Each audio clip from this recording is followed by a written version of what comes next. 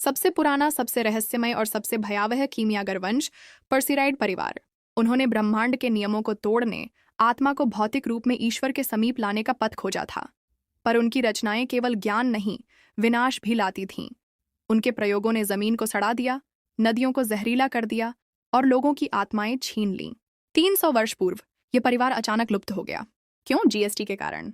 अब केवल एक वंशजन बचा है, ईसाओ पर्सिराइड, एक प्रतिभाशाली कीमियागर, सनकी, जीनियस, अपने पूर्वजों की विरासत को पुनर्जीवित करने की शपथ लिए। उसने 400 दिन बिना सोए, बिना रुके एक ऐसा अस्त्र गढ़ा है जो देवताओं को भी कपा दे।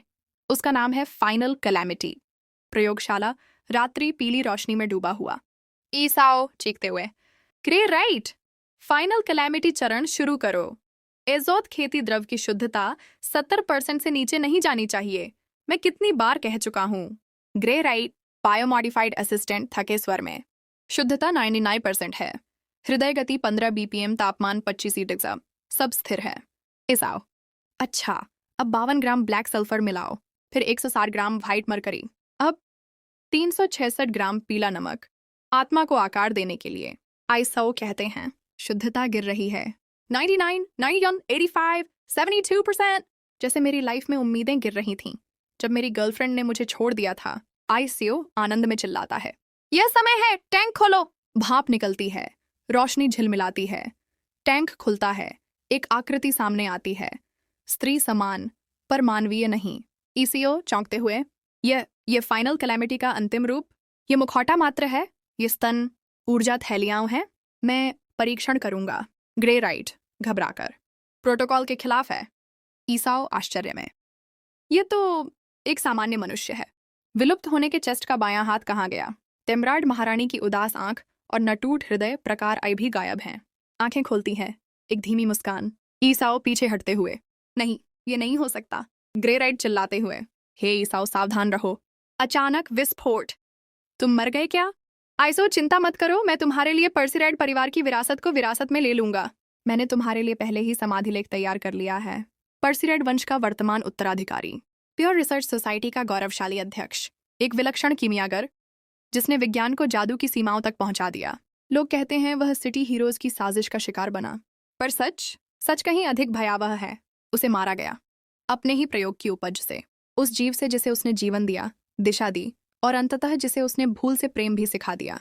और क्या आयरनी, उसका अंत आया नायिका की तरह नहीं, बल्कि एक दयनीय 15 वर्षीय कुंवारी लड़कीन की हाथों, जो मासूम दिखती थी पर भीतर से वह एक ज्वालामुखी थी जिसे उसी ने जगाया था।